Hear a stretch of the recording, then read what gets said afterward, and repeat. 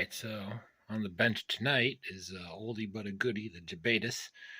I should be able to get that running today. And the EAT14, it has a bad diff in it. I got in one of the new upgraded diffs. We'll grease it up, and I got a new servo, which I then can take the servo from the EAT and put it in the Jabetus. So let me get things set up, and we'll get to it. Probably fast forward through a lot of it, so we'll see where it goes.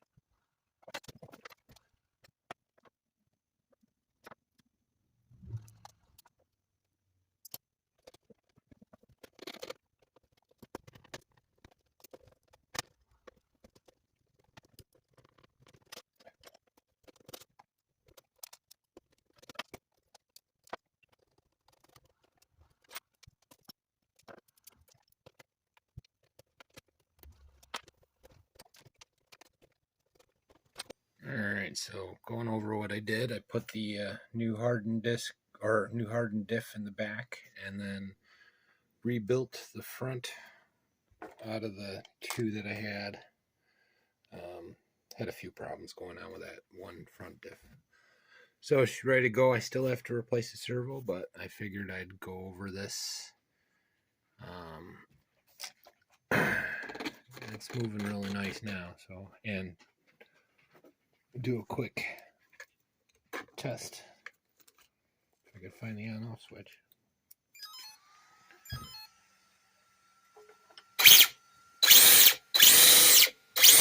Okay, you can't tell me that doesn't sound good.